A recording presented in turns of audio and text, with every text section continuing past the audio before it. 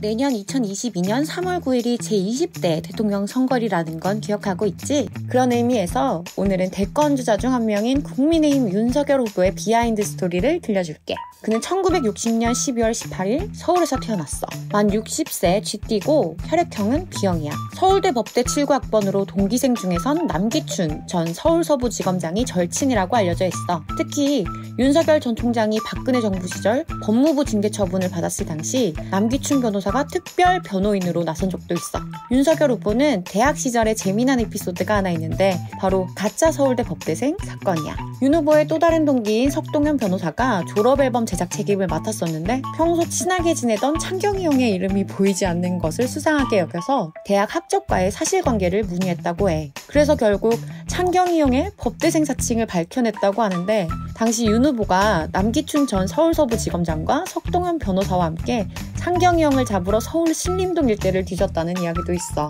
참고로 창경이 형은 4천억 원이 넘는 불법 대출을 지시하고 500억 원이 넘는 회사 돈을 횡령해 유죄 판결을 받은 김창경 전 미래저축은행 회장이라고 해. 공부가 재밌으면 잠이 안 온다. 졸리다는 것은 공부가 재미없다는 것이다. 라며 1도 공감되지 않는 공부 철학을 밝혔는데 아니 나만 이해가 안 되는 거야?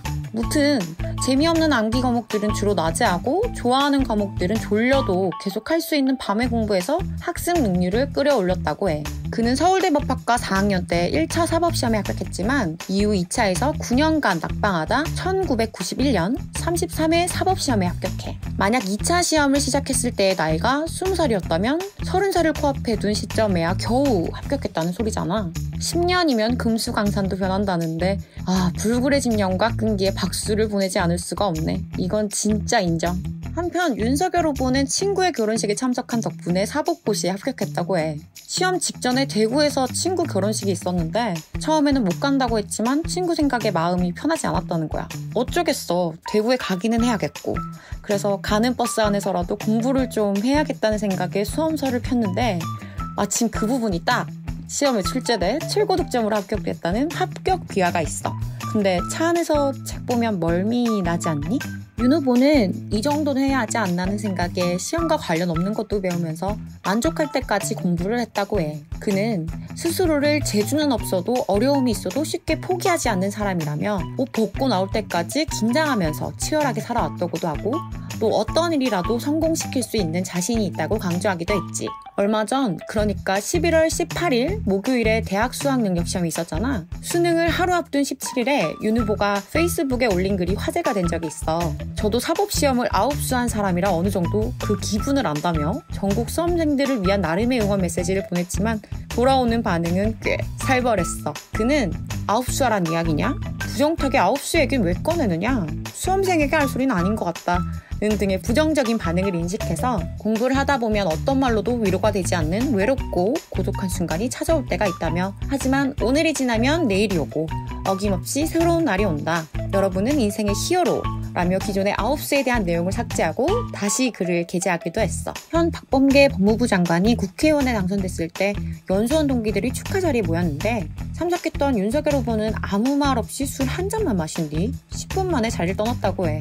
박범계 장관은 당시를 회상하면서 국회의원과 현직 검사가 사석에 함께 있으면 정치 중립성이 훼손될 수 있다는 당연한 사실을 깨우쳐 주었다며 윤석열 후보에게 고마움을 전했다더라고. 이렇게 공부와 정치에 진심이던 윤석열 후보의 러브 스토리는 과연 어떨까? 지난 2012년 3월 그 당시 윤 후보의 나이는 52세였는데 띠동갑인 12살 연하의 김건희 씨와 결혼했어. 다시 태어난다면 아내와 또 다시 결혼하기 아니면 대통령 되기 중에 선택해달라는 요청에도 무조건 답은 전자라며 로맨틱한 사랑꾼의 모습을 보였어. 그의 아내인 김건희 씨는 2018년 한 인터뷰에서 나이차도 있고 오래전부터 그냥 아는 아저씨로 지내다 한 스님이 나서서 연을 맺어줬다 며 관계가 시작된 계기를 알렸는데 지난 2011년 5월 25일 서울 동부지검에서 진행된 신문에서 윤석열의 장모인 최은순 씨가 김명신이 지금 결혼할 사람은 라마다조 회장이 소개시켜준 사람으로 2년 정도 교제했다 라고 밝혀 결혼설에 대한 의견 차이를 보이는 듯 했어. 사실 김건희 씨가 스님이라고 지칭한 이는 조남욱 전 회장의 핵심 측근으로 알려진 무정 스님으로 추정되고 있기 때문에 그가 두 사람의 인연에 오작교 역할을 했다는 것을 알 수 있지.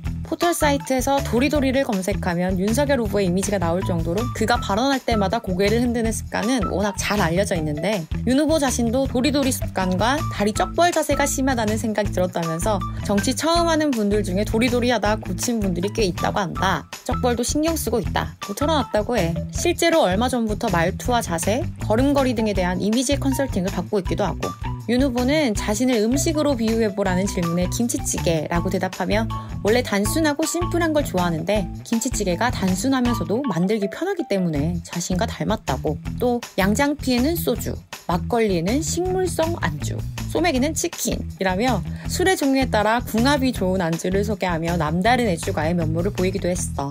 오늘은 조금 어렵게만 느껴졌던 윤석열 후보의 인간미 넘치는 이야기를 준비해봤는데 어때? 나는 솔직히 정치인을 부와 명예 그리고 자신의 권력만을 쫓는 족속들이라고 생각했었는데 돌이켜보니까 그들도 우리와 같은 사람이더라고. 정치라는 게 욕을 먹더라도 누군가는 꼭 해야 할 일이니까 무작정 손가락질하며 비난하기에 앞서서 옳고 그름을 정확하게 따져볼 필요가 있을 것 같아.